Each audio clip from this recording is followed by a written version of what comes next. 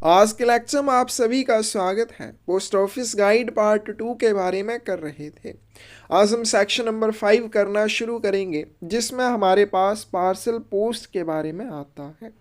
Rule number 94 है agreements governing exchange of parcels. Parcel के आदान प्रदान को नियंत्रित करने वाले समझौते। The international parcel post service with most countries is regulated on the basis of universal postal union parcel post agreement। अंतर्राष्ट्रीय पार्सल पोस्ट सेवा अधिकतम देशों के साथ किसके माध्यम से नियंत्रित की जाती है? Universal postal union parcel post समझौते के माध्यम से इसको नियंत्रित किया जाएगा। With the following countries the exchange is governed by bilateral agreements or arrangements। अब कुछ देशों के साथ पार्सल का आदान प्रदान द्विपक्षीय समझौतों या व्यवस्थाओं के माध्यम से किया जाता है। कौन कौन से देश? बांग्लादेश, भूटान, कनाडा, नेपाल, यूएसए और साउथ अफ्रीका। इन देशों के साथ पार्सल का आदान प्रदान द्विपक्षीय समझौतों या व्यवस्थाओं के माध्यम से नियंत्रित किया जाता है। However, exchange of parcels with Pakistan, which is also a party of UPA Parcel Post Agreement, is regulated by means of a special bilateral agreement। और पार्सल का आदान प्रदान पाकिस्तान के साथ कैसे किया जाता है? विशेष द्विपक्षीय समझौतों के माध्यम से किया जाता है। तो सबसे पहले अंतर्राष्ट्रीय पार्सल पोस्ट सेवा को कैसे नियंत्रित किया जाता है? अधिकतम देशों के साथ अंतर्राष्ट्रीय पार्सल पोस्ट सेवा का नियंत्रण universal postal union parcel post agreement के माध्यम से किया जाता है। फिर कुछ देशों के साथ पार्सल का आदान प्रदान द्विपक्षीय समझौतों या व्यवस्थाओं के माध्यम से किया जाता है। वो कौन कौन से देश हैं? बांग्लादेश, भूटान, कनाडा, नेपाल, यूएसए और साउथ अफ्रीका। और पाकिस्तान के साथ पार्सल का आदान प्रदान स्पेशल बाइलेटरल एग्रीमेंट विशेष द्विपक्षीय समझौते के माध्यम से किया जाता है। रूल नंबर 95 है पोस्टेज चार्जेस। किसी भी पार्सल को भेजने के लिए उसके ऊपर क्या क्या चार्जेस लिए जाएंगे? Rate of postage is different for every country. प्रत्येक देश के लिए डाक शुल्क की दर पार्सल के लिए अलग अलग रहेगी। प्रत्येक देश के लिए क्या रहेगी? रेट ऑफ पोस्टेज या पार्सल पर लगने वाली डाक शुल्क की दर अलग अलग रहती है। Additional fees is payable for special services like insurance, advice of delivery, pre payment of custom duty and other charges. फिर ये रेट ऑफ पोस्टेज के अलावा इसके ऊपर एडिशनल चार्जेस भी लिए जाते हैं। अगर आपने पार्सल की इंश्योरेंस करवानी है, इंश्योरेंस फीस आपसे ली जाएगी। फिर उसके बाद अगर एक्नॉलेजमेंट भेजनी है तो एडवाइस ऑफ डिलीवरी चार्जेस लगेंगे। कस्टम ड्यूटी के लिए आप प्री पेमेंट कर सकते हैं। ये अदर चार्जेस, ये सारे चार्जेस इसके ऊपर एडिशनल लगते हैं या अतिरिक्त लगते हैं। अब यहाँ पे आपने ध्यान दिया होगा कि रजिस्ट्रेशन की बात नहीं की गई है। किसी भी पार्सल को अगर आप भेजते हैं उसके ऊपर डाक शुल्क के अलावा इंश्योरेंस फीस लगेगी, एडवाइस ऑफ डिलीवरी फीस लगेगी, pre payment of custom duty या अदर चार्जेस लिए जाते हैं। लेकिन यहाँ पे रजिस्ट्रेशन फीस का जिक्र नहीं किया गया है। क्यों नहीं किया गया है? However, there is no separate class of registered parcels in the foreign post। विदेशी डाक में रजिस्टर्ड पार्सल नाम की कोई भी श्रेणी नहीं है। यानी कि सिर्फ एक ही श्रेणी है पार्सल, इसकी कोई भी अलग से श्रेणी नहीं है जिसे हम रजिस्टर्ड पार्सल कह सकें। इसलिए इसके रजिस्ट्रेशन चार्जेस भी नहीं लगते हैं, क्योंकि रजिस्टर्ड पार्सल नाम की कोई श्रेणी नहीं है। Except for Nepal and Bhutan for which inland rates are apply. सिर्फ नेपाल और भूटान के लिए पार्सल की रजिस्ट्रेशन कंपलसरी है। क्यों कंपलसरी है? क्योंकि यहाँ के लिए अंतर्देशीय दर अप्लाई होती है। यानी कि जैसे हमारे भारत के भीतर अंतर्देश या इनलैंड रेट्स अप्लाई होते हैं, वैसे ही अगर आपने नेपाल या भूटान के लिए कोई पार्सल भेजना है तो वहाँ को पार्सल भेजने के लिए भी अंतर्देशीय डाक दर अप्लाई होती है। तो पार्सल की कोई भी अलग से श्रेणी नहीं है जिसे रजिस्टर्ड पार्सल हम कह सकें। सिर्फ नेपाल और भूटान के लिए है जहाँ के लिए अंतर्देशीय दर अप्लाई होती है। No registration fee as such is charged on foreign parcels. अब क्योंकि अलग से कोई श्रेणी नहीं है तो इसीलिए पार्सल्स के ऊपर रजिस्ट्रेशन फीस भी आपसे नहीं ली जाती है। However, treated like inland registered parcels while in transmission in India। लेकिन अब आपने फॉरेन कंट्री के लिए एक पार्सल भेजा, उसके लिए रजिस्ट्रेशन वाली कोई फैसिलिटी नहीं है, लेकिन फिर भी जब उसको भारत के भीतर ट्रांसमिशन दिया जाता है, प्रसारण दिया जाता है, तो उसको रजिस्टर्ड पार्सल की तरह ही ट्रीट किया जाता है।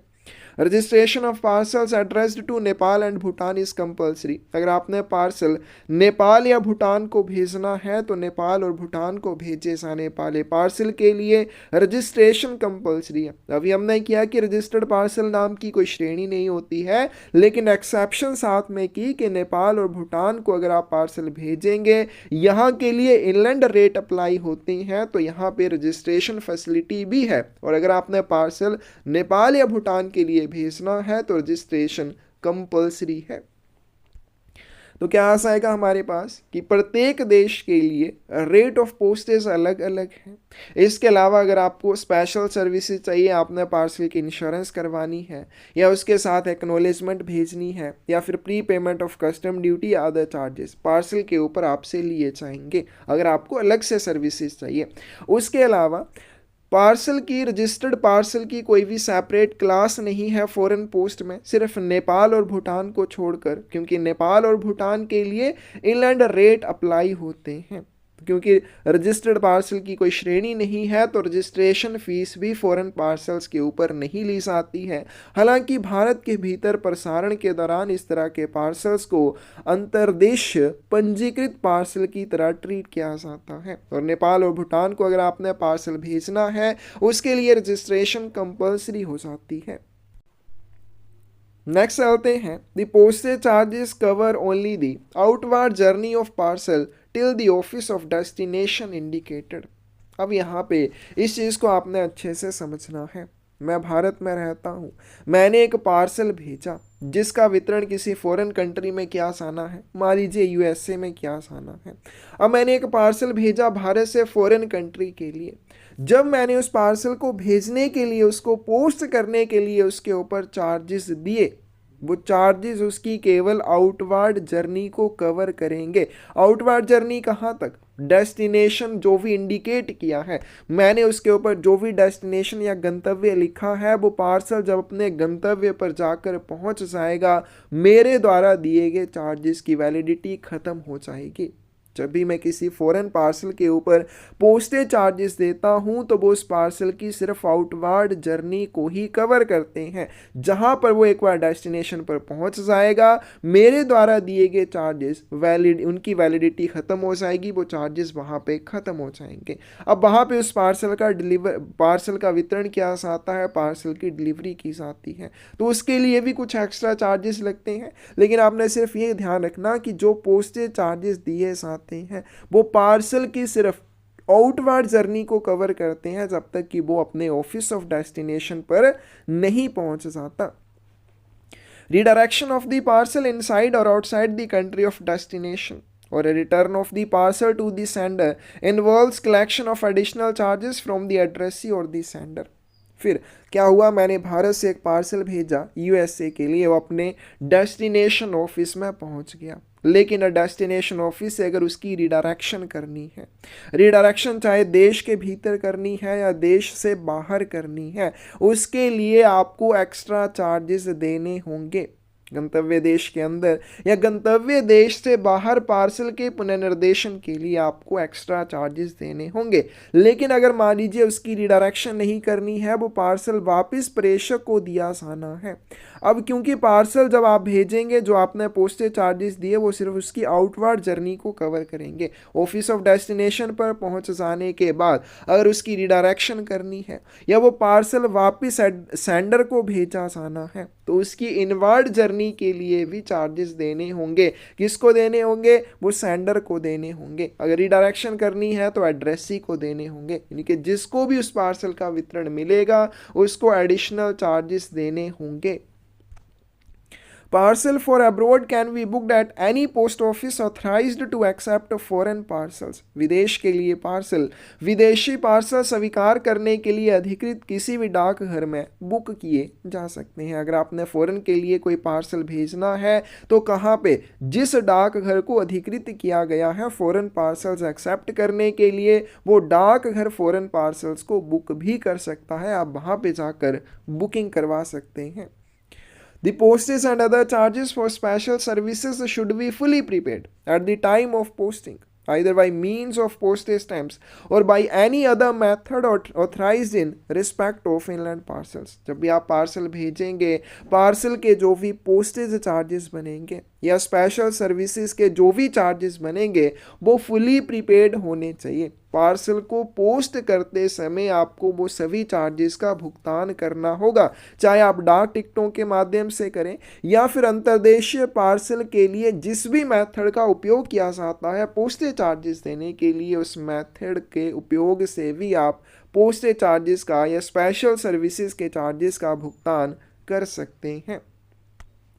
Certain charges also occur on the parcel while in transmission or at the country of destination. जब आपने पार्सल भेजा वो इसकी आउटवर्ड जर्नी को कवर करता है, लेकिन अब पार्सल के ट्रांसमिशन के दौरान या डेस्टिनेशन कंट्री में उसके ऊपर कुछ और चार्जेस लगाए जाते हैं। जैसे मैंने भारत से एक पार्सल भेजा, इंग्लैंड के लिए मैंने मान लीजिए एक पार्सल भेजा, और जो पार्सल मैंने भेजा वो सिर्फ उसकी आउटवर्ड जर्नी को कवर कर रहा है, लेकिन हो सकता है प्रसारण के दौरान उस पार्सल के ऊपर और चार्जेस लगें। वो कौन कौन से चार्जेस होंगे अभी हम करेंगे, और कुछ चार्जेस उसके ऊपर डेस्टिनेशन कंट्री में भी लगाए जाते हैं। प्रसारण के दौरान या डेस्टिनेशन कंट्री के दौरान कौन कौन से चार्जेस लिए जा सकते हैं। रीपैकिंग चार्जेस, ये हम आगे करेंगे, आगे वाली वीडियोस में आएगा कि कौन से चार्जेस क्यों लिए जाते हैं। रीपैकिंग चार्जेस, आपने एक पार्सल भेजा, रास्ते में वो पार्सल खुल गया, खुलने के बाद अब उसको दोबारा से अगर पैक करना पड़े तो उसकी पैकिंग के लिए आपसे जो चार्जेस लिए जाएंगे वो रीपैकिंग चार्जेस कहलाएंगे।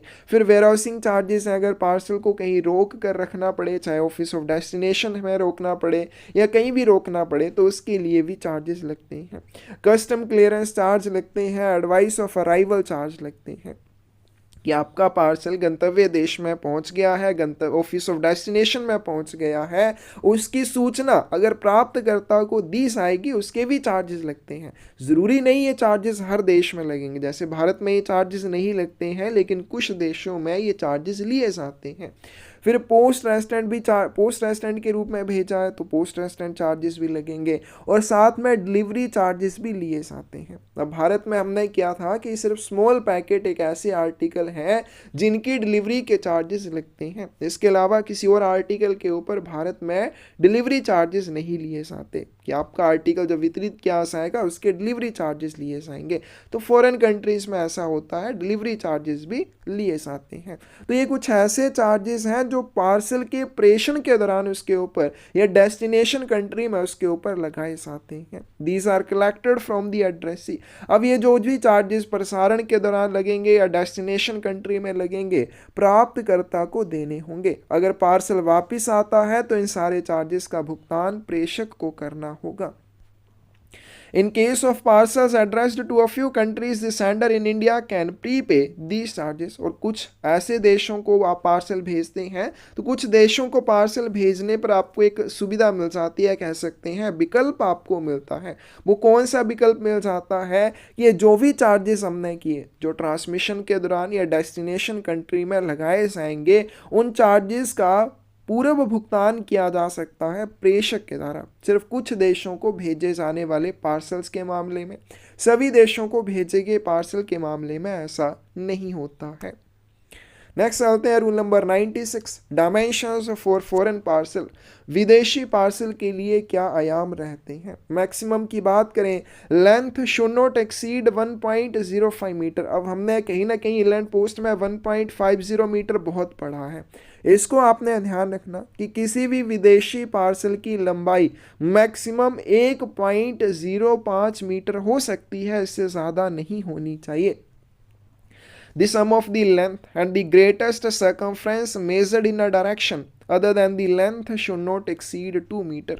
फिर उसके बाद लंबाई यानी कि जो 1.05 मीटर से ज़्यादा नहीं होनी चाहिए, ये लंबाई प्लस सबसे बड़ी जो सरकमफ्रेंस या परिधि है जो लंबाई के अलावा किसी अन्य दिशा में मापी जाएगी, इन दोनों का योग 2 मीटर से ज़्यादा नहीं होना चाहिए। यानी कि ये जो मैक्सिमम लेंथ बताई गई है 1.05 मीटर प्लस सबसे बड़ी सरकमफ्रेंस जो लंबाई के अलावा किसी अन्य दिशा में मापी जाएगी, दोनों का योग 2 मीटर से ज़्यादा नहीं होना चाहिए। इसकी डायमेंशंस बहुत इंपॉर्टेंट है। मिनिमम की बात करें, parcel should have a surface measuring not less than 90 millimetre by 140 millimetre. किसी भी पार्सल की सतह का माप 90 मिलीमीटर बाई 140 मिलीमीटर से कम नहीं होना चाहिए। लिमिट्स ऑफ वेट की बात करें, the general maximum limit of weight for a foreign parcel is 20 kilograms. जैसे हमने अंतर्देशीय पार्सल की बात की थी, वैसे ही फॉरेन पार्सल के लिए भी मैक्सिमम वेट लिमिट 20 किलोग्राम है। Air parcels are subject to a lower limit of weight of 10 kilogram but for Quemoy Taiwan Formosa limit is 3 kilograms. जो हवाई पार्सल हैं उनके लिए न्यूनतम वजन सीमा 10 किलोग्राम है। इनके लिए लोअर लिमिट ऑफ वेट निर्धारित की गई है जो 10 किलोग्राम है, लेकिन क्यूमोए ताइवान फॉर्मोसा के लिए ये जो लिमिट है 10 किलोग्राम की, ये सिर्फ 3 किलोग्राम है। नेक्स्ट आते हैं rule number 98, manner of addressing. संबोधित करने का तरीका या फिर किस तरह से पार्सल के ऊपर एड्रेस लिखा जाएगा। In addition to general conditions prescribed in clause number 11 regarding addressing of letter post articles, the following conditions are applicable to parcels. हमने लेटर पोस्ट आर्टिकल्स के बारे में क्लोज नंबर 11 में किया था कि किसी भी पत्र डाक वस्तु के ऊपर एड्रेस लिखने के लिए सामान्य शर्तें क्या हैं। वो सामान्य शर्तों के अलावा पार्सल के ऊपर एड्रेस लिखते समय और किन किन चीज़ों को ध्यान में रखना होगा। It is obligatory to give the address of the sender on the parcel. ये ऑब्लिगेटरी या अनिवार्य है कि जब भी आप पार्सल भेजेंगे उसके ऊपर जो एड्रेस लिखा जाएगा उस एड्रेस में सेंडर का एड्रेस भी होना चाहिए। प्राप्तकर्ता के एड्रेस के साथ साथ पार्सल को भेजने वाले व्यक्ति का एड्रेस भी उस पार्सल के ऊपर होना चाहिए, या फिर एड्रेस लेबल लगाया जा सकता है, उस एड्रेस लेबल के ऊपर प्रेषक का नाम होना चाहिए। Address must be written in ink or by copying ink pencil on a previously damped surface। पता या तो स्याही से लिखा जाएगा या पहले से भीगी हुई सतह पर पेंसिल स्याही से लिखा जाएगा ताकि वो मिट ना सके। Only one person or a corporate body can be designated at the address। और फिर एक व्यक्ति या एक कॉरपोरेट निकाय को प्राप्तकर्ता के रूप में डेजिग्नेट किया जाएगा। यानी कि पार्सल का प्राप्तकर्ता सिंगल व्यक्ति होना चाहिए। ये नहीं कि आपने दो व्यक्तियों के एड्रेस उसके ऊपर मेंशन कर देने हैं या 2 व्यक्तियों का नाम प्राप्तकर्ता के नाम के रूप में लिख देना है। सिर्फ एक ही व्यक्ति प्राप्तकर्ता के रूप में या एक ही कॉरपोरेट बॉडी प्राप्तकर्ता के रूप में नामित की जाएगी। It is recommended that a copy of the address of the addressee and the sender be enclosed in the parcel itself. और साथ में ये भी रिकमेंड किया जाता है कि पार्सल के प्राप्तकर्ता की और प्रेषक की एड्रेस की एक कॉपी आपने पार्सल के अंदर भी डाल देनी है कि किसी वजह से पार्सल के बाहर लिखा हुआ पता मिट जाता है, वहाँ से हट जाता है, तो पार्सल के अंदर भी प्रेषक और प्राप्तकर्ता के पते की एक कॉपी होनी चाहिए ताकि जब पार्सल को खोला जाए प्रेषक या प्राप्तकर्ता का पता बीच में से निकल आए और उसको उसके गंतव्य के लिए या उसके सेंडर के लिए इसको वापस भेजा जा सके। Ordinary foreign parcels except those addressed to Nepal and Bhutan should not bear the word registered on them, although within the territory India they will be handled like inland registered parcels। Ordinary foreign parcel, अब हम आगे करेंगे ordinary foreign parcel का अर्थ क्या हो जाएगा। Ordinary foreign parcel Nepal और भूटान को छोड़कर, क्योंकि हमने अभी ऊपर किया कि नेपाल और भूटान को अगर आपने पार्सल भेजना है तो उसके लिए रजिस्ट्रेशन कंपलसरी है और बाकी इस तरह की रजिस्टर्ड पार्सल नाम की कोई भी पार्सल की श्रेणी नहीं है। तो ऑर्डिनरी फॉरेन पार्सल के ऊपर रजिस्टर्ड वर्ड नहीं लिखा होना चाहिए। पार्सल की आप रजिस्ट्रेशन कर नहीं सकते और ना ही आपने फॉरेन पार्सल के ऊपर रजिस्टर्ड वर्ड लिखना है। इसके अलावा हालांकि इसके ऊपर रजिस्टर्ड वर्ड नहीं लिखा जाएगा और ना ही इसको रजिस्टर्ड पार्सल की तरह ट्रीट किया जाएगा, फिर भी भारत के क्षेत्र के भीतर जब इनको हैंडल किया जाएगा अंतर्देशीय पंजीकृत पार्सल की तरह ही किया जाएगा। Sender can give instructions regarding the disposal of parcels in event of non-delivery. फिर उसके बाद क्या आता है, गैर वितरण के मामले में आपने एक पार्सल भेजा, उसका वितरण अगर नहीं हो पाता है, उस मामले में सेंडर के द्वारा निर्देश दिए जा सकते हैं पार्सल के ऊपर कि पार्सल का निपटान कैसे करना है। मैंने एक पार्सल भेजा, फॉरेन पार्सल भेजा, अब क्योंकि अगर उसकी रिडायरेक्शन करनी है या वो वापस मेरे लिए आएगा तो उसके ऊपर फिर से चार्जेस लगेंगे। अब मैं पार्सल के ऊपर निर्देश दे सकता हूँ कि मुझे इस पार्सल का निपटान कैसे चाहिए, तो यहाँ पे नीचे इंस्ट्रक्शंस दे रखी हैं कि कैसे आप पार्सल का निपटान कर सकते हैं। Instructions are recorded on parcel itself और ऑन डिस्पैच नोट। जो भी इंस्ट्रक्शंस दी जाएंगी पार्सल के निपटान के संबंध में अगर उसका वितरण नहीं हो पाता है, वो इंस्ट्रक्शंस या तो पार्सल के ऊपर दी जाएंगी या डिस्पैच नोट के ऊपर दी जाएंगी। अब ये डिस्पैच नोट क्या चीज़ होती है आगे आएगा। If no instructions are recorded on parcel and if the parcel remains undelivered for any reason, अगर किसी वजह से पार्सल का वितरण नहीं हो पाता है तो वो कैसे उसका निपटान किया जाएगा। ना पार्सल का वितरण हो नहीं पाया, उसके निपटान के संबंध में आपने कोई भी इंस्ट्रक्शंस पार्सल के ऊपर या उसके डिस्पैच नोट के ऊपर नहीं दी हैं। It will be returned to the sender, इस पार्सल को प्रेषक को वापस कर दिया जाएगा। Sender is liable to pay the return charges for its inward journey, और आवक यात्रा के लिए जो भी रिटर्न चार्जेस बनेंगे उनका भुगतान प्रेषक को करना होगा। These charges can be equal to or even higher than the outward postage charges collected on parcel। ये जो चार्जेस उसकी आवक यात्रा के लिए प्रेषक से लिए जाएंगे, ये चार्जेस उसकी आउटवर्ड जर्नी के चार्जेस से ज़्यादा भी हो सकते हैं या उसके बराबर भी हो सकते हैं। If the sender does not want return or parcel of redirection of parcel, he can record instruction on parcel and dispatch note। अगर प्रेषक चाहता है कि पार्सल मुझे वापस ना किया जाए या पार्सल की रिडायरेक्शन ना की जाए तो इसके लिए वो निर्देश दे सकता है पार्सल के ऊपर या डिस्पैच नोट के ऊपर। अब देखिए क्या हो जाएगा कि अगर पार्सल आपने भेजा वो किसी वजह से वितरित नहीं हो पाएगा तो उस पार्सल को नॉर्मल कंडीशन में क्या किया जाएगा, सेंडर को वापस भेज दिया जाएगा। अब जब सेंडर के पास वो पार्सल आएगा तो उसको फ्री में डिलीवर नहीं किया जाएगा, उस पार्सल के ऊपर इनवर्ड जर्नी के चार्जेस सेंडर को देने होंगे। लेकिन अगर सेंडर ये चाहता है कि मेरा पार्सल मुझे वापस ना भेजा जाए या उसकी डिडक्शन ना की जाए या किसी अन्य तरीके से उसका निपटान किया जाए तो सेंडर क्या कर सकता है, पार्सल भेजते समय पार्सल के ऊपर या डिस्पैच नोट के ऊपर उस पार्सल का निपटान कैसे करना है अगर उसका वितरण नहीं हो पाता, इसके लिए इंस्ट्रक्शंस दे सकता है, निर्देश दे सकता है। अगर प्रेषक ने कोई भी निर्देश नहीं दिए हैं तो नॉर्मल कंडीशन में उस पार्सल को क्या किया जाएगा, प्रेषक को वापस किया जाएगा अगर वो डिलीवर नहीं हो पाता है। फिर सेंडर को क्या करना पड़ेगा, उसकी इनवर्ड जर्नी के लिए चार्जेस देने होंगे और ये जो चार्जेस हैं आउटवर्ड जर्नी के चार्जेस से ज़्यादा भी हो सकते हैं या उसके बराबर भी हो सकते हैं। और अगर प्रेषक चाहता है कि मुझे इस पार्सल को वापस ना भेजा जाए या इसकी रिडायरेक्शन ना की जाए तो पार्सल या डिस्पैच नोट के ऊपर इसके बारे में निर्देश दे सकता है। नेक्स्ट चलते हैं rule number 99, makeup and packing. Parcel की बनावट या पैकिंग कैसी होनी चाहिए।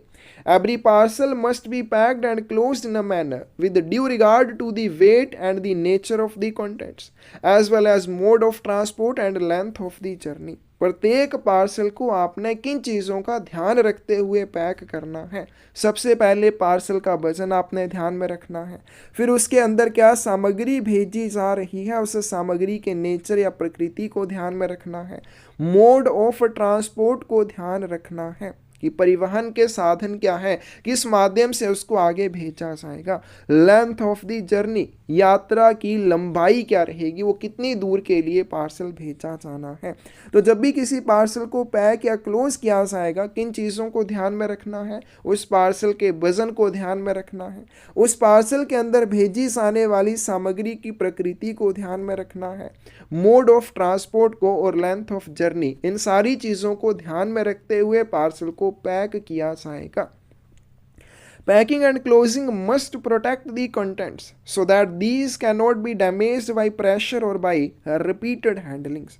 अब जो भी आपने पैकिंग करनी है वो इस तरह से करनी है कि उस पार्सल की सामग्री को सुरक्षित रूप से वहाँ पे उसके डेस्टिनेशन पर पहुँचा दे, क्योंकि पार्सल को अगर बार बार हैंडल करना पड़ेगा, उसके ऊपर प्रेशर पड़ेगा दूसरी आर्टिकल्स का या डाक का, तो वो उसकी वजह से उसको कोई नुकसान नहीं होना चाहिए। जो उसके अंदर आपने सामग्री भेजी है, पैकिंग ऐसी करनी है कि वो सामग्री को सुरक्षित उसके डेस्टिनेशन के ऊपर पहुंचा दे, ताकि बार बार उसको हैंडल करने से या उसके ऊपर प्रेशर पड़ने से उस पार्सल की सामग्री को कोई भी नुकसान ना हो।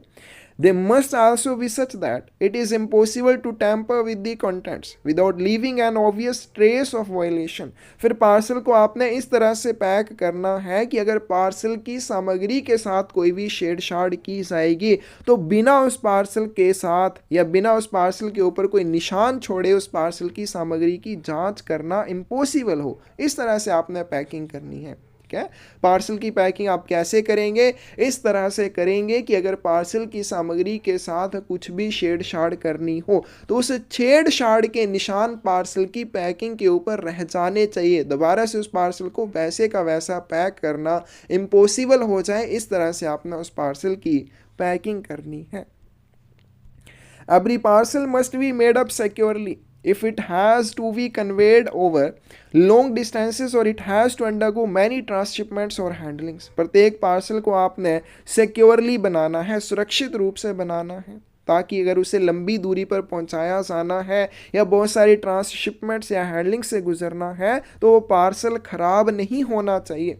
The parcel should also be protected against major changes in climate, temperature और in the case of conveyance by air variation in atmospheric pressures। और आपने ये भी ध्यान रखना है कि बहुत सारी मेजर चेंजेस होती हैं, उन चेंजेस का भी वो पार्सल सामना कर सके, जैसे क्लाइमेट चेंज होती है। अब हो सकता है यहाँ से आपने सूखा पार्सल भेजा, कहीं पे बारिश आ गई, ठीक है, कहीं पे कुछ है, ऐसी स्थिति में वो पार्सल अगर गीला हो जाए तो वो सिर्फ बाहर से ही गीला हो, उसके अंदर वो पानी ना चला जाए। मतलब ये सारी क्लाइमेट चेंज को अपने ध्यान में रखना है, टेम्परेचर को ध्यान में रखना है। यहाँ पे नॉर्मल टेम्परेचर है, जिस देश के लिए आपने पार्सल भेजा है हो सकता है वहाँ पे बहुत ज़्यादा गर्म टेम्परेचर हो, तो वहाँ पे आपने क्या ध्यान रखना है कि आपने सीलिंग वैक्स का यूज़ नहीं करना है क्योंकि वो पिघल सकती है, तो टेम्परेचर को भी ध्यान में रखना है। फिर अगर आपने उसको बाई एयर भेजना है, हवाई डाक के माध्यम से भेजना है, तो एटमॉस्फेरिक प्रेशर में भी चेंज होगा, वायुमंडलीय दबाव में भी परिवर्तन होगा, वेरिएशंस आएंगे। उन सारी चीज़ों का वो पार्सल सामना कर सके, इस तरह से आपने उसको सुरक्षित रूप से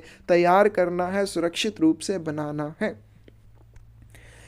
It must be packed in such a way as not to endanger the health of the officials and to avoid any injury to officials called upon to handle it or damage other parcels or postal equipments। फिर उसके बाद parcel को आपने इस तरह से pack करना है कि पार्सल की पैकिंग की वजह से किसी भी ऑफिशियल को, किसी भी अधिकारी को स्वास्थ्य संबंधी कोई खतरा ना हो, या फिर किसी भी ऑफिशियल को जो उसको हैंडल करने के लिए आएगा उसको कोई भी इंजरी ना हो, या फिर पार्सल को जो दूसरे पार्सल उसके साथ भेजे जा रहे हैं या पोस्टल इक्विपमेंट्स को कोई भी उससे नुकसान ना हो। क्या पार्सल को जब भी आपने पैक करना है ये चीज़ आपने ध्यान रखनी है कि किसी भी ऑफिशियल को उस पार्सल को हैंडल करने से उसकी हेल्थ के लिए कोई ख़तरा ना हो, या फिर किसी भी ऑफिशियल को जो उसको हैंडल करेगा उसको कोई भी इससे इंजरी नहीं होनी चाहिए, दूसरे पार्सल्स को कोई नुकसान नहीं होना चाहिए, और पोस्टल इक्विपमेंट्स को, डाक घर के जो उपकरण हैं उनको भी कोई इससे नुकसान नहीं होना चाहिए। It must have on the packing or on the wrapping sufficient space for the entry of service instructions or for affixing stamps and labels. फिर उसके बाद इसमें पैकिंग या रैपिंग पर सेवा निर्देशों को दर्ज करने के लिए और टिकटों और लेबलों को चिपकाने के लिए पर्याप्त जगह आपने छोड़नी है।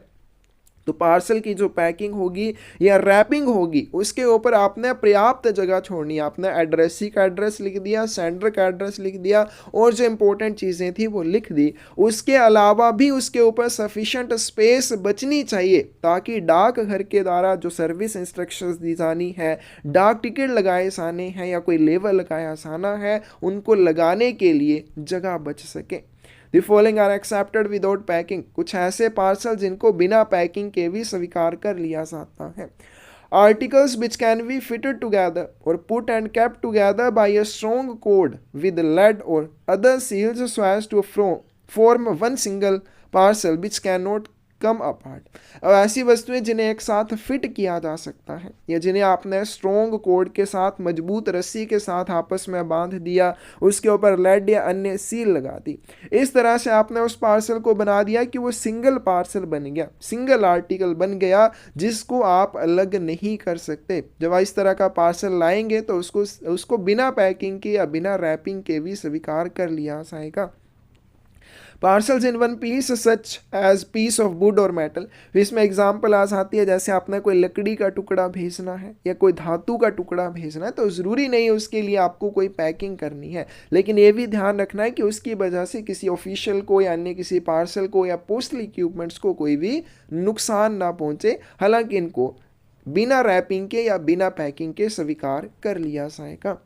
नेक्स्ट चलते हैं rule number 100, special packing conditions, packing की विशेष शर्तें।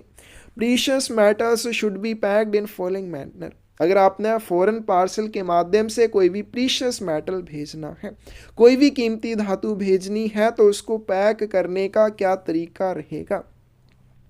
Packing must consist either of a stud metal box or a case made of wood of a minimum thickness of 1 centimeter for parcels up to 10 kilogram.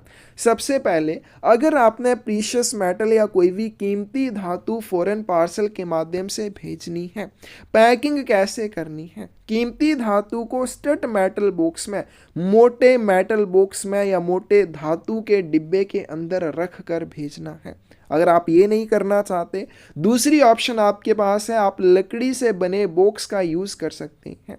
लकड़ी से बने box की मोटाई कम से कम, या उसकी आप कह सकते हैं प्लैंक्स की मोटाई, जो उसके फट्टे होते हैं उनकी मोटाई कम से कम 1 सेंटीमीटर होनी चाहिए अगर पार्सल का वजन 10 किलोग्राम तक है, 1.5 centimetre for parcels over 10 kilogram. लेकिन अगर पार्सल 10 किलोग्राम से ऊपर का है तो आपने ऐसे लकड़ी के डिब्बे का यूज़ करना है जिसके प्लैंक्स की मोटाई कम से कम 1.5 सेंटीमीटर होनी चाहिए। या फिर आप 2 सीमलेस बैग्स का यूज़ कर सकते हैं ताकि डबल रैपिंग बनाई जा सके, दोहरी रैपिंग बनाई जा सके।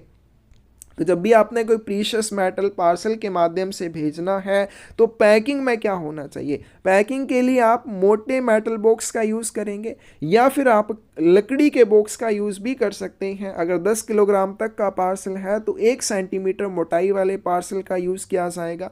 और अगर हम बात करें 10 किलोग्राम वजन से ऊपर वाले पार्सल की तो उसको ऐसे बॉक्स में डालना है जो लकड़ी का हो और उसके फट्टों की मोटाई 1.5 सेंटीमीटर होनी चाहिए।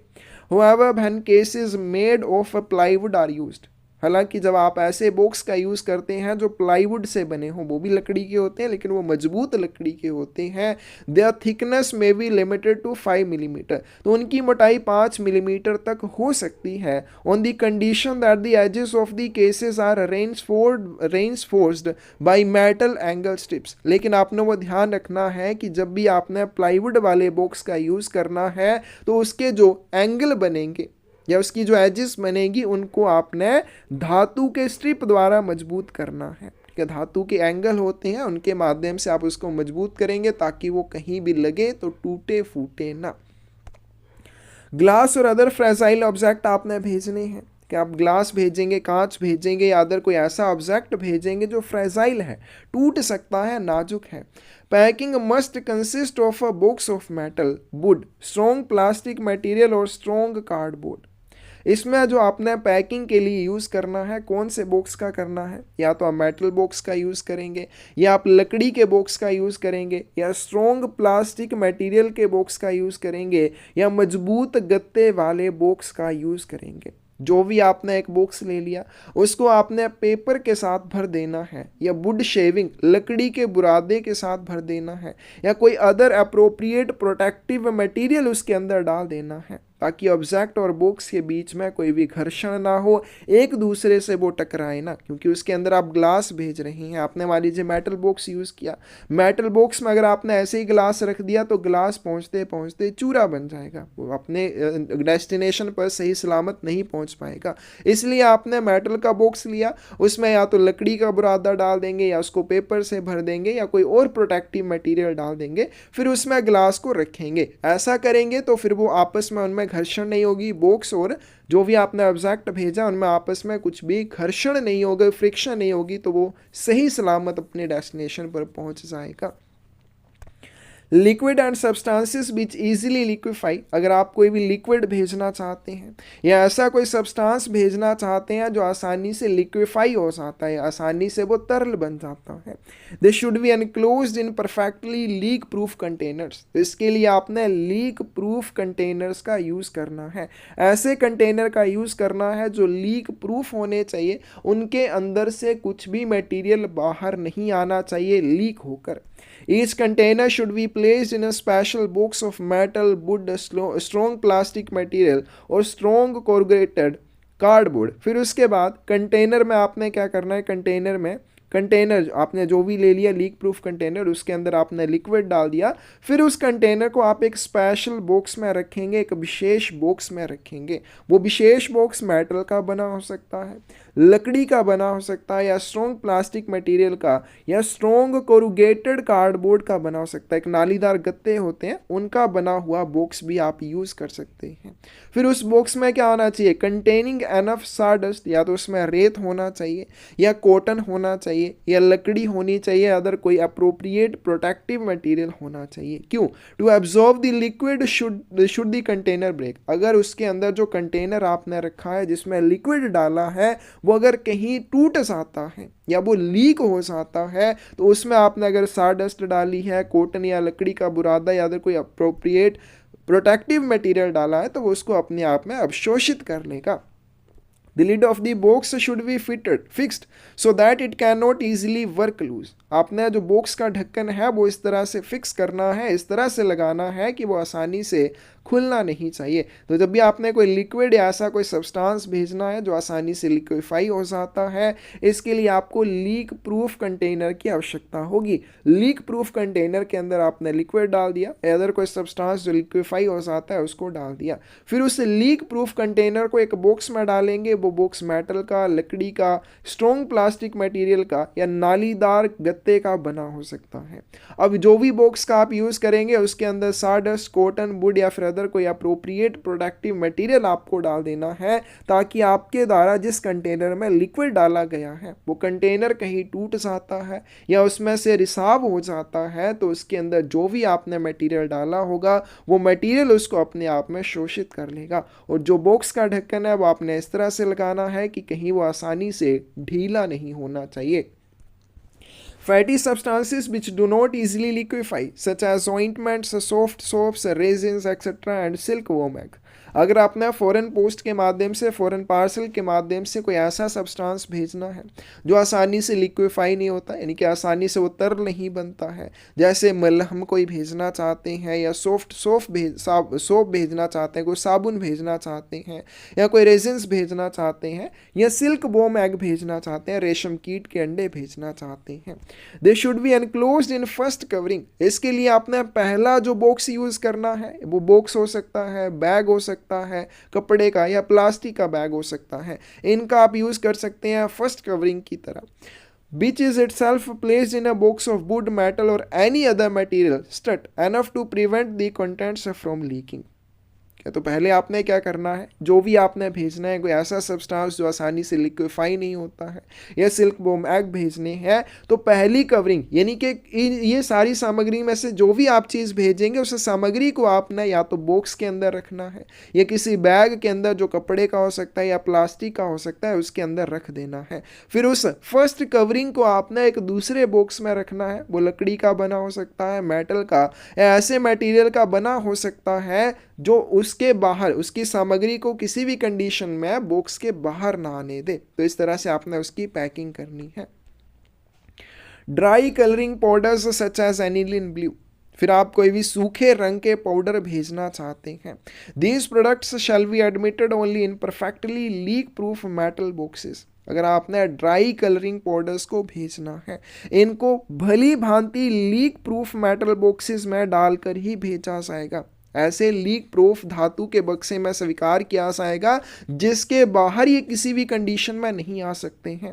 Which must be placed in box of would, strong plastic material or strong corrugated cardboard with sawdust or some other appropriate absorbent and protective material between two containers. आपने पहला जो कंटेनर लिया जिसमें ड्राई कलरिंग पाउडर रहेंगे वो perfectly leak proof metal box होना चाहिए। एक तो वो मेटल का होना चाहिए, दूसरा वो लीक प्रूफ होना चाहिए। फिर उस पहले बॉक्स को हम आप दूसरे बॉक्स के अंदर रखेंगे जो लकड़ी का हो सकता है, स्ट्रॉन्ग प्लास्टिक मटेरियल का हो सकता है, या फिर नालीदार गत्ते का बना हुआ हो सकता है। फिर पहले और दूसरे कंटेनर के बीच में आपको साडस्ट डालनी है या कोई भी एब्जॉर्बेंट मटेरियल डालना है दोनों कंटेनर्स के बीच में, ताकि अगर वो किसी भी वजह से उसमें रिसाव होता है तो तो जो भी उसमें आपने प्रोटेक्टिव मटेरियल डाला है वो उसको अपने आप में शोषित कर सके। फिर ड्राई नॉन कलरिंग अगर पाउडर भेजे साथ में हैं, these products shall be placed in containers box और बैग। तो ड्राई नॉन कलरिंग पाउडर अगर आपने भेजे हैं तो उनको भी आपने एक कंटेनर में डालना है। वो बॉक्स हो सकता है या बैग हो सकता है, मेटल का, वुड का या स्ट्रॉन्ग प्लास्टिक का मटेरियल का या कार्डबोर्ड का। फिर इनमें से एक और बॉक्स आपने लेना है, ठीक है। पहले आपने क्या करना है, एक बॉक्स लिया, वो कंटेनर आपका मेटल का हो सकता है, लकड़ी का, स्ट्रॉन्ग प्लास्टिक मटेरियल या कार्डबोर्ड का हो सकता है। फिर उसको आपने एक दूसरे बॉक्स के अंदर रखना है जो इनमें से ही किसी और आइटम का बना होना चाहिए या किसी और तरह से बना होना चाहिए, कि वो भी मेटल का, वुड का, स्ट्रॉन्ग प्लास्टिक मटेरियल या कार्डबोर्ड का हो सकता है। तो आपने यहीं से चूज कर लेने हैं दोनों बॉक्सेस आपको कौन कौन से लेने हैं। उसके अंदर आप ड्राई नॉन कलरिंग पाउडर्स को रख कर भेज सकते हैं। नेक्स्ट आते हैं लिविंग एनिमल्स की बात करते हैं। अगर आपने कोई जीवित प्राणी इसमें भेजना है, the wrapping of the parcel as well as the dispatch note must be provided with the label bearing in bold letters the inscription एनिमैक्स विवेंट्स लिविंग एनिमल। बहुत इंपॉर्टेंट है। अगर आपने किसी फॉरेन पार्सल में कोई जीवित जानवर भेजना है, पार्सल की जो रैपिंग रहेगी उसके ऊपर और उसमें जो डिस्पैच नोट आप भेजेंगे उसके ऊपर एक लेबल लगा होना चाहिए। उस लेबल के ऊपर बोल्ड लेटर्स में बड़े अक्षरों में क्या लिखा होना चाहिए, एनिमैक्स विवेंट्स लिखा होना चाहिए, जिसका अर्थ हो जाएगा इस पार्सल में जीवित जानवर। और ये बहुत इंपॉर्टेंट है, एनिमैक्स विवेंट आपने याद रखना, जिसका अर्थ होता है लिविंग एनिमल। फिर अर्जेंट मेडिसिन, ये हम पहले भी कर चुके हैं कि किसी भी पार्सल में आप कोई अर्जेंट मेडिसिन या अति आवश्यक दवाई भेजते हैं तो उस पार्सल में जिस तरफ प्राप्तकर्ता का पता लिखा जाता है उसी तरफ हल्के हरे रंग का एक लेबल लगाया जाएगा जिसके ऊपर काला सिंबल और काले अक्षरों में मेडिसमेंट अर्जेंट लिखा होगा। इस तरह का सिंबल होगा, लाइट ग्रीन ये कलर का लेबल रहेगा। नेक्स्ट चलते हैं rule number 101, documents to be furnished along with parcel at time of booking. Booking के समय पार्सल के साथ प्रस्तुत किए जाने वाले दस्तावेज। जब भी पार्सल आपने फॉरेन पार्सल को बुक करना है तो फॉरेन पार्सल को बुक करते समय उसके साथ कौन कौन से दस्तावेज प्रस्तुत किए जाते हैं। Foreign parcels, except addressed to Canada and South Africa, should be presented with a dispatch note in prescribed form। अब हम आगे करेंगे कि dispatch note जो होता है उसका क्या फ़ायदा होता है या क्यों उसको पार्सल के साथ प्रस्तुत किया जाता है। मेनली जो आप फॉरेन पार्सल भेजते हैं तो जब भी फॉरेन पार्सल को प्रस्तुत किया जाएगा प्रेषित करने के लिए तो उसके साथ डिस्पैच नोट रहेगा। और यूएसए के लिए और नेपाल के लिए ये ऑप्शनल रहता है, भेजना चाहे तो भेज सकते हैं, नहीं भेजना चाहते तो आपकी मर्जी। और बाकी सब देशों के लिए, कनाडा और साउथ अफ्रीका को छोड़कर बाकी किसी भी देश के लिए फॉरेन पार्सल जब भेजा जाएगा तो उसके साथ डिस्पैच नोट होना चाहिए। All the columns in a dispatch note should be filled in by the sender, except the columns within the thick border on the right hand side of the front of the form। जितने भी dispatch note के column होंगे वो सारे column प्रेषक के द्वारा भरे जाएंगे।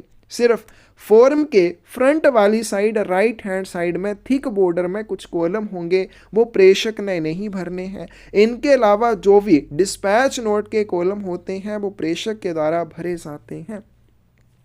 The addresses of the sender and the addressee and all other particulars to be furnished by the sender। फिर प्राप्तकर्ता का और प्रेषक का पता और अदर जो भी पर्टिकुलर या जो भी विवरण चाहिए वो सारे प्रेषक के द्वारा दिए जाएंगे। Instructions regarding the treatment of parcel in case of non delivery should be given on back of dispatch note. बहुत इंपॉर्टेंट है, किसी भी पार्सल को जब भेजा जाता है फॉरेन कंट्री के लिए, अगर फॉरेन कंट्री में उसका वितरण नहीं हो पाता है तो उस पार्सल का ट्रीटमेंट क्या होगा, उस पार्सल का निपटान कैसे किया जाएगा, उसके इसके बारे में प्रेषक के द्वारा एक इंस्ट्रक्शन दी जा सकती है, निर्देश दिया जा सकता है। और इंस्ट्रक्शन या निर्देश कहाँ पे दिया जाएगा? Back of dispatch note. Parcel के साथ आपने जो डिस्पैच नोट प्रस्तुत करना है, उस डिस्पैच नोट के बैक साइड में एक इंस्ट्रक्शन सेंडर के द्वारा दी जा सकती है कि अगर ये डिलीवर नहीं हो पाता है तो कैसे इसका निपटान करना है। और सिर्फ एक पार्सल के संबंध में एक ही निर्देश दिया जा सकता है।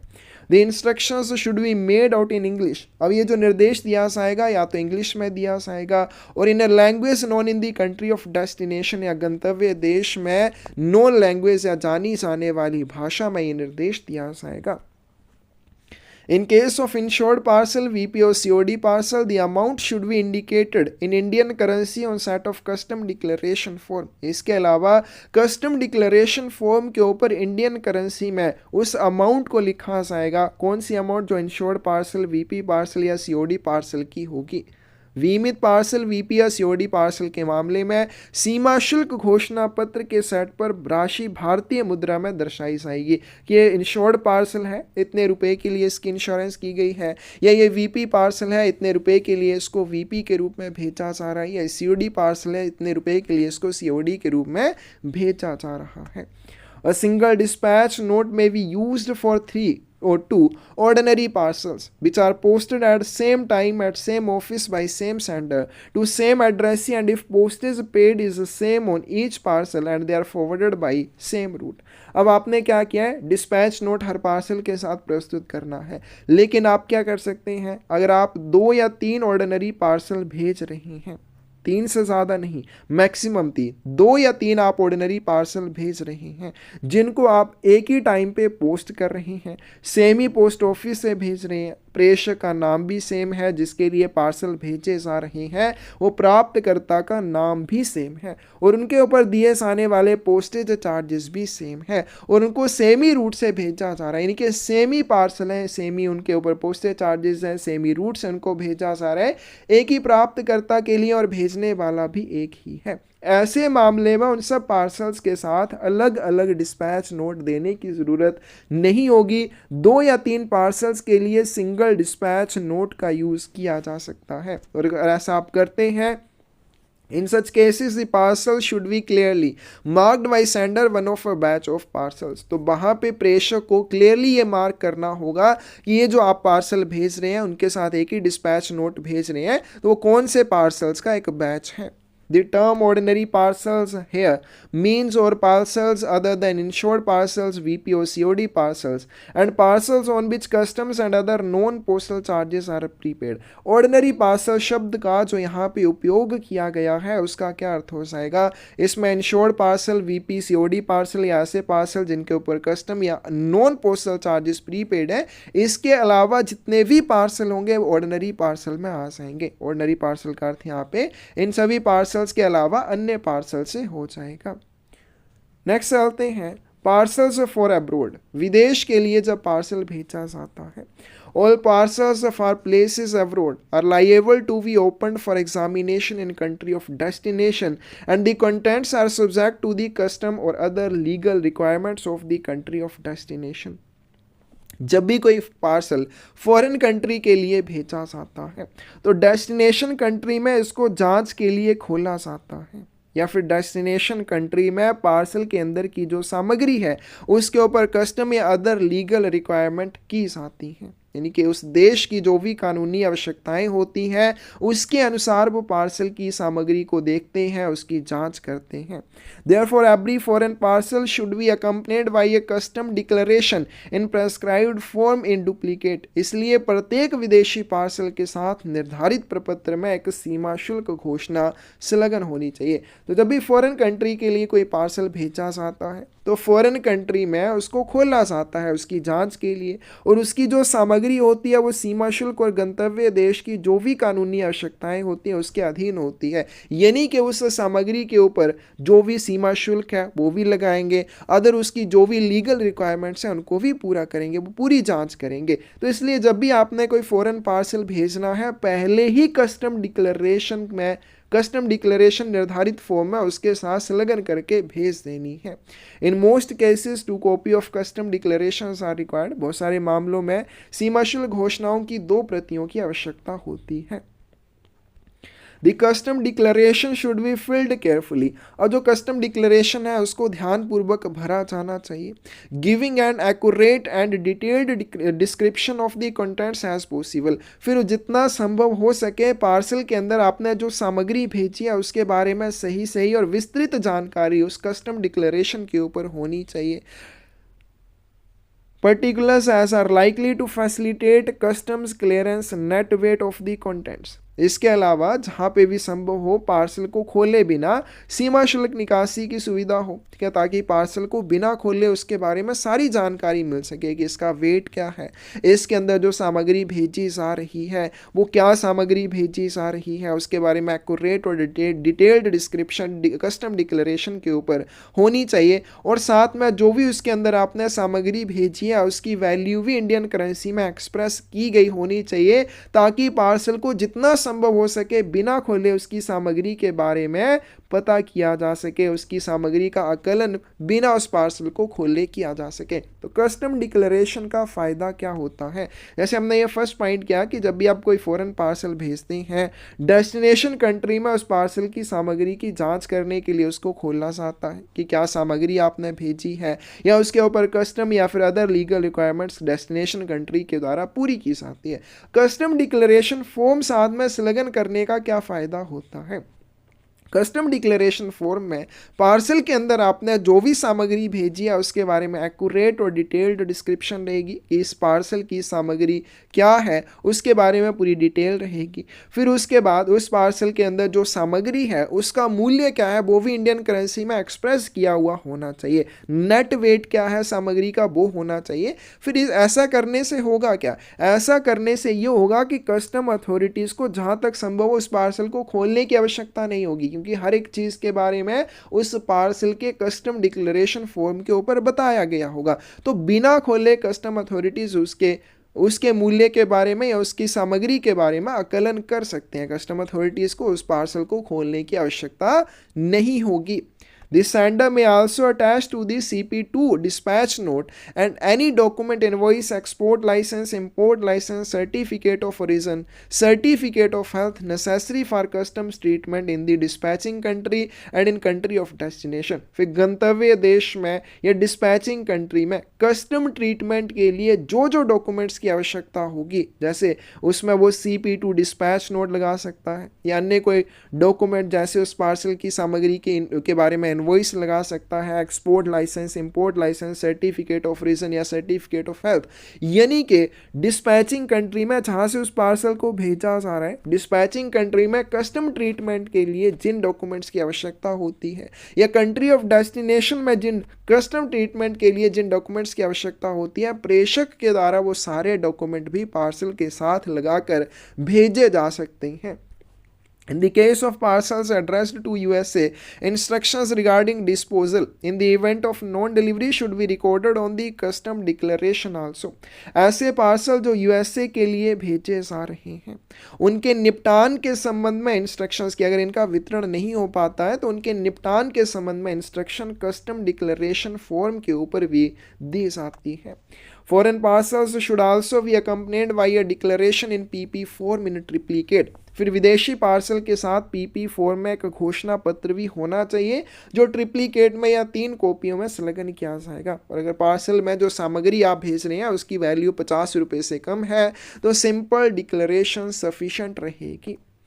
Parcels containing goods which require special permit or license for export or which are posted with a claim of drawback or export duty should be accompanied by relevant papers। ऐसे पार्सल जिनके अंदर कुछ ऐसा सामान है जिसके लिए आपको विशेष परमिट की आवश्यकता है या लाइसेंस ऑफ एक्सपोर्ट चाहिए या जिनके लिए आपने क्लेम किया है ड्रॉबैक ड्यूटी के लिए या जिनके ऊपर एक्सपोर्ट ड्यूटी लगाई जानी है, तो उन सब पार्सल्स के साथ रेलेवेंट पेपर होने चाहिए, जो जैसे कि अगर स्पेशल परमिट चाहिए तो पार्सल के साथ स्पेशल परमिट भेजना है, लाइसेंस ऑफ एक्सपोर्ट चाहिए तो लाइसेंस ऑफ एक्सपोर्ट आपने पार्सल के साथ भेजना है, या अगर आपने क्लेम किया है ड्रॉबैक के लिए तो उससे संबंधित जो डॉक्यूमेंट है या एक्सपोर्ट ड्यूटी के संबंध में जो डॉक्यूमेंट है वो भी पार्सल के साथ आपको संलग्न करके भेजने होते हैं।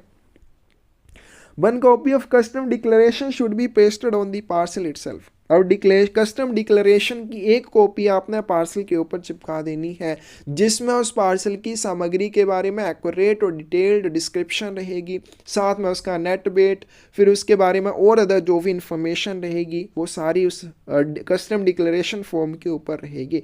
तो उस कस्टम डिक्लेरेशन की एक फॉर्म, उस कस्टम डिक्लेरेशन की एक कॉपी आपने पार्सल के ऊपर चिपका देनी है, and all the other documents referred to over, और दूसरे जो भी डॉक्यूमेंट उस पार्सल के साथ भेजने हैं, चाहे वो इनवॉइस है, एक्सपोर्ट लाइसेंस है या इंपोर्ट लाइसेंस है, या फिर जो भी उसके संबंध में डॉक्यूमेंट ज़रूरी है, वो सिक्योरली टाइड टू पार्सल, वो पार्सल के साथ आपने सुरक्षित रूप से बांध देने हैं, और placed in an transparent adhesive envelope, या फिर आप उसको एक चिपकने वाले ट्रांसपेरेंट एनवल्प के अंदर रख सकते हैं कि ताकि आवश्यकता हो तो कोई भी इनको देख सके, in such a way that they cannot get detached violent transmission by post, ताकि प्रसारण के दौरान वो एक दूसरे से अलग ना हो सकें। तो पार्सल को जब भी आप भेजेंगे उसके ऊपर कस्टम डिक्लेरेशन की एक कॉपी आपको चिपका देनी है, और बाकी जो भी डॉक्यूमेंट उस पार्सल के संबंध में आवश्यक है उन पार्सल के डॉक्यूमेंट्स को आपने एक एडहेसिव एनवल्प के अंदर डाल के पार्सल के ऊपर चिपका देना है, या पार्सल के साथ उनको सुरक्षित रूप से बांध देना है ताकि प्रसारण के दौरान वो पार्सल से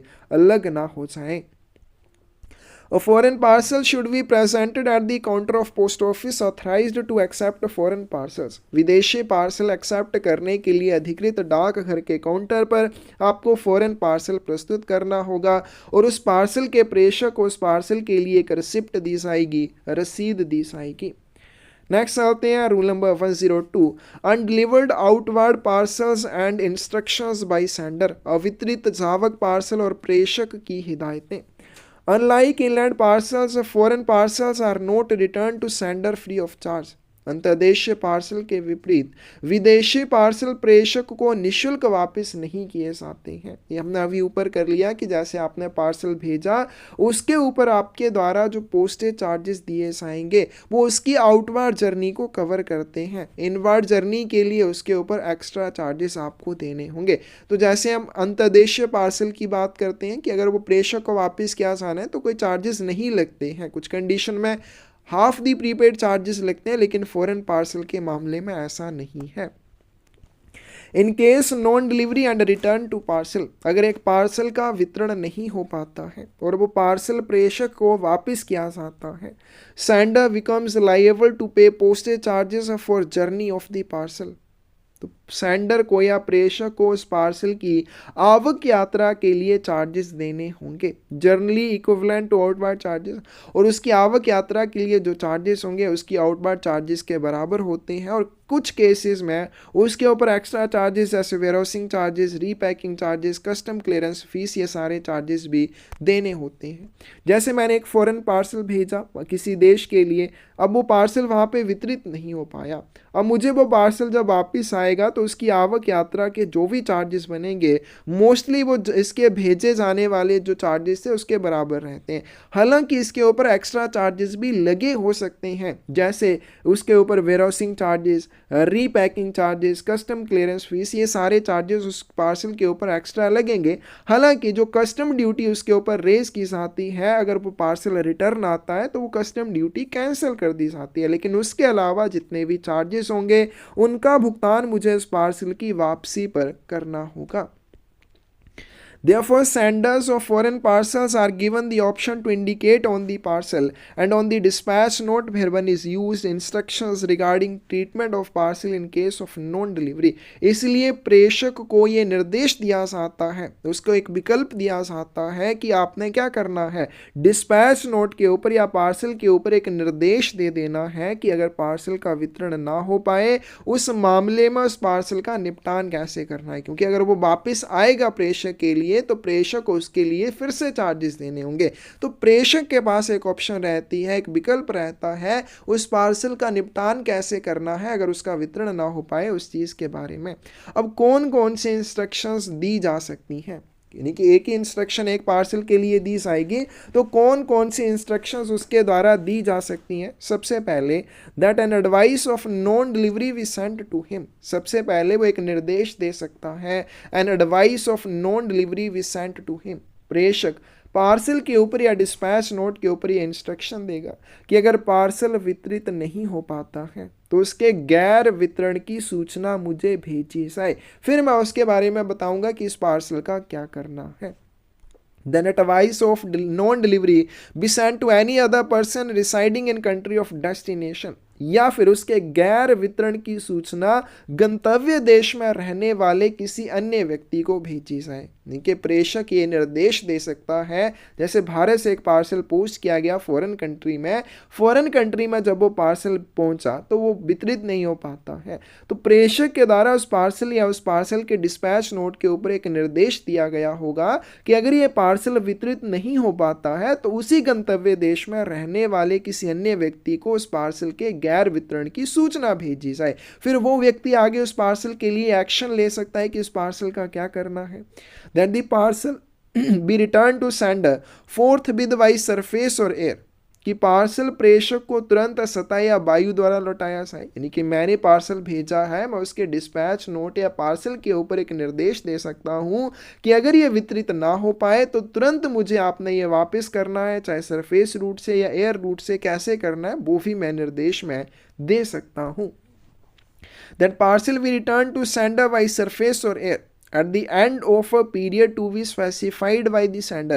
एक तो ऑप्शन रहेगी कि तुरंत मुझे वो पार्सल वापस कर दीजिए, एक ऑप्शन मेरे पास ये रहेगी कि एक निर्धारित अवधि के लिए इस पार्सल को उस डेस्टिनेशन ऑफिस में रोक कर रखा जाए, उसके बाद मुझे ये सतह या हवाई डाक के माध्यम से वापस किया जाए। हालांकि ये जो पीरियड मेरे द्वारा निर्धारित किया जाएगा ये उस देश के कंट्री ऑफ डेस्टिनेशन की जो निर्धारित अवधि है किसी भी पार्सल को रोकने की, उससे ज़्यादा के लिए नहीं होगा। जैसे मान लीजिए मैंने उस डिस्पैच नोट के ऊपर लिख दिया कि 5 दिन इसको रोक के रखा जाए अगर ये वितरित नहीं हो पाता, हालांकि डेस्टिनेशन कंट्री में उसको रोक कर रखने की निर्दिष्ट अवधि सिर्फ 3 दिन है, तो वो 3 दिन तक उसको रोकेंगे, फिर मुझे वो पार्सल वापस कर देंगे।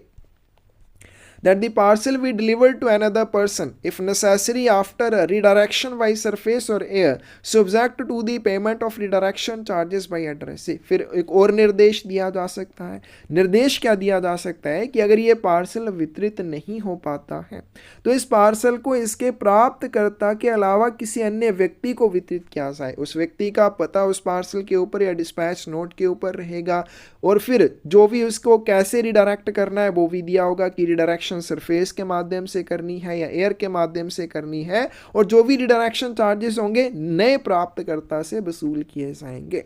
That the parcel be redirected by surface or air with a view to deliver it to the original addressee। फिर पार्सल को सतह या वायु द्वारा पुनर्निर्देशित किया जाए ताकि इसे इसके मूल प्राप्तकर्ता तक या फिर इसके ओरिजिनल प्राप्तकर्ता तक पहुंचाया जा सके। That the parcel be treated as abandoned, या फिर इस पार्सल को त्यागा हुआ माना जाए। अगर ऐसा आप करते हैं तो उस पार्सल के साथ या तो इस पार्सल को बेच दिया जाता है या नष्ट कर दिया जाता है। If the sender wishes to failed any redirection, लेकिन प्रेषक यह चाहता है कि इस पार्सल की कोई भी रिडायरेक्शन ना की जाए, इसका कोई भी पुनर्निर्देशन ना किया जाए, parcel and dispatch note must wear the indication knee pass next pender. बहुत इंपॉर्टेंट है, नी पास नेक्स्ट पेंडर का मतलब होता है डू नॉट रीडायरेक्ट, कि इसका पुनर्निर्देशन ना किया जाए। अगर प्रेषक यह चाहता है कि इसकी रिडायरेक्शन ना की जाए तो उस पार्सल पर या उसके डिस्पैच नोट के ऊपर नी पास नेक्स्ट पेंडर निर्देश उसके द्वारा दिया जाएगा। इन फ्रेंच और in language known in country of destination, या गंतव्य देश में जानी जाने वाली किसी अन्य भाषा में भी ये संकेत दिया जा सकता है, फिर उस पार्सल की कोई भी रिडायरेक्शन नहीं की जाएगी। If no instructions are given by sender, अगर प्रेषक द्वारा इनमें से कोई भी इंस्ट्रक्शन ना दी गई हो, parcel will be automatically returned without advice and delivered to him after collecting the return charges. तो वो पार्सल बिना किसी एडवाइस के या बिना किसी सूचना के प्रेषक के पास वापिस आ जाएगा और प्रेषक को उसके रिटर्न चार्जेस का भुगतान करने पर वो पार्सल वितरित किया जाएगा। Parcel which has been abandoned sold or destroyed in the country of destination, एक पार्सल जिसे अबंडेंट मानना चाहेगा, जिसे त्यागा हुआ मानना चाहेगा, उसे डेस्टिनेशन कंट्री के द्वारा बेचा जाएगा या फिर नष्ट कर दिया जाएगा। Redirection of a parcel inside or outside the country of destination by surface or air only if, किसी भी पार्सल को गंतव्य देश के अंदर या बाहर सतह या वायु द्वारा पुनः निर्देशन कब किया जाएगा या कब दिया जाएगा। If it satisfying conditions for further transmission, destination office में ये पहुंच गया, डेस्टिनेशन ऑफिस में वो वितरित नहीं हो पाया और प्रेषक ने उसकी रिडायरेक्शन के लिए निर्देश दे रखे हैं, तो ऑफिस ऑफ डेस्टिनेशन उस पार्सल की रिडायरेक्शन तभी करेगा ताकि वो अगले जो प्रसारण है उस प्रसारण की कंडीशंस को सेटिस्फाई करता है। This sender making a specific request to that effect at the time of posting, और ऐसा करने के लिए, ऐसी रिडायरेक्शन के लिए पोस्टिंग के समय ही प्रेषक के द्वारा एक विशिष्ट अनुरोध किया जा सकता है। Or at the request of addressee guaranteeing to pay the additional charges for such redirection, ऐसे पुनर्निर्देशन के लिए अतिरिक्त शुल्क का भुगतान करने की गारंटी देने के बाद प्राप्तकर्ता के आवेदन पर इसकी रिडायरेक्शन की जा सकती है। In the case of non delivery of such redirection, all charges arising out of additional transmission given to the parcel will be recovered from the sender। अब प्रेषक के कहने पर उस पार्सल को रिडायरेक्ट तो कर दिया गया, लेकिन रिडायरेक्शन के बाद भी वो वितरित नहीं हो पाया, तो ऐसी स्थिति में उसकी रिडायरेक्शन वाले जो भी चार्जेस बनेंगे, उसकी रिटर्न जो यात्रा है या उसकी रिटर्न जो जर्नी है उसके जो भी चार्जेस बनेंगे वो सारे फिर प्रेषक को देने पड़ेंगे। Mode of return of parcel, parcel की वापसी का क्या तरीका रहेगा। The mode of return of a parcel will depend upon the instructions given by the sender on the parcel and dispatch note। किसी भी पार्सल को वापस कैसे किया जाएगा, किस माध्यम से किया जाएगा, ये किस चीज़ के ऊपर डिपेंड करता है। प्रेषक के द्वारा पार्सल या डिस्पैच नोट के ऊपर जो इंस्ट्रक्शंस दी गई होंगी उन इंस्ट्रक्शंस के ऊपर ये चीज़ निर्धारित करती है।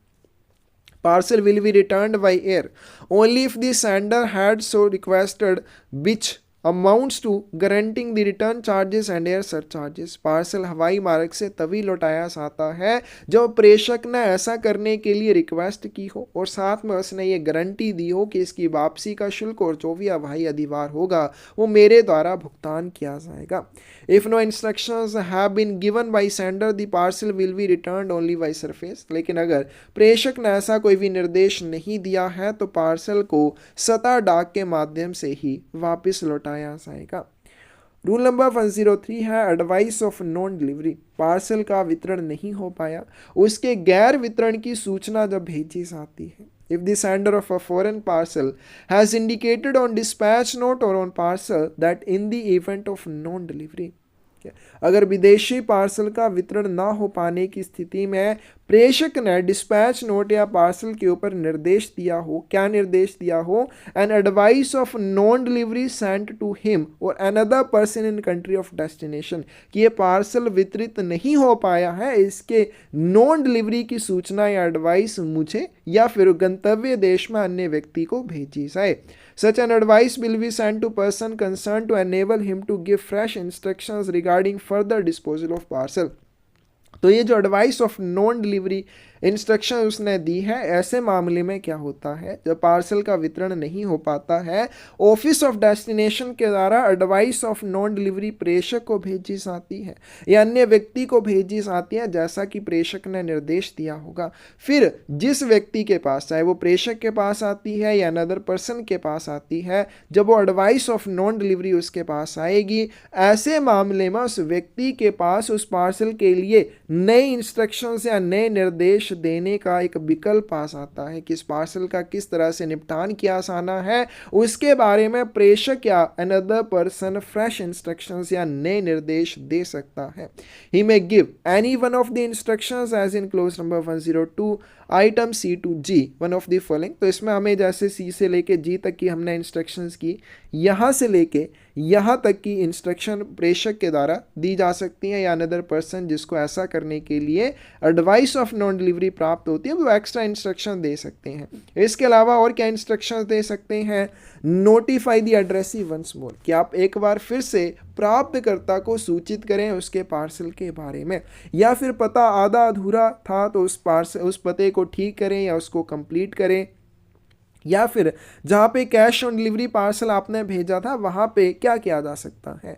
Deliver it to person other than original addressee after collecting the COD amount. वहाँ पे प्रेषक के द्वारा या अन्य व्यक्ति के द्वारा ये निर्देश दिया जा सकता है कि इस पार्सल को ओरिजिनल एड्रेसी के अलावा किसी अन्य व्यक्ति को वितरित किया जाए और उस व्यक्ति से सीओडी अमाउंट को रिकवर किया जाए, या फिर ओरिजिनल एड्रेसी को या अनदर पर्सन को सीओडी अमाउंट कलेक्ट किए बिना या सीओडी की जो आपने अमाउंट दे रखी है उससे कम अमाउंट रिकवर करके उस पार्सल का वितरण किया जाए। तो इस तरह के इंस्ट्रक्शंस दी जा सकते हैं। और ये इंस्ट्रक्शन कब दी जाएंगी? जब advice of non delivery sender को या फिर डेस्टिनेशन कंट्री में अनदर पर्सन को भेजी जाती है, उसके बाद वो ये इंस्ट्रक्शन दे सकता है, उससे पहले नहीं। At the time of giving fresh instructions, जब नए निर्देश दिए जाएंगे, sender will have to pay an advice of non delivery charges. प्रेषक को इसके लिए चार्जेस देने होंगे। कितने charges?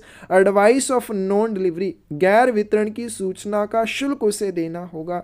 These instructions will be transmitted by most rapid route without any extra charges. और ये जो निर्देश होंगे इनको सबसे तेज मार्ग, चाहे वो वायु मार्ग से चाहे वो सतह मार्ग से भेजा जाएगा। If instructions relate to several parcels posted at same time at same office by the same sender and addressed to same addressee, a single advice of non delivery charge is alone payable. अगर instructions बहुत सारे parcels से जुड़ी हुई हैं, वो एक ही समय में एक ही कार्यालय से एक ही प्रेषक के द्वारा एक ही प्राप्तकर्ता के लिए भेजे गए थे, तो single advice of non delivery charges उसे वहाँ पे देने होंगे। हर पार्सल के लिए अलग अलग non delivery advice of non delivery charges देने की आवश्यकता नहीं होगी। नेक्स्ट चलते हैं rule number 104, undeliverable inward parcels की बात करते हैं। अवितरित आवक पार्सल, यानी कि फॉरेन कंट्री से भारत में वितरित होने के लिए अगर कोई पार्सल आता है और अगर उसका वितरण नहीं हो पाता है। Period of detention and warehousing charges की बात करें, रोक कर रखने की अवधि या भंडारण शुल्क।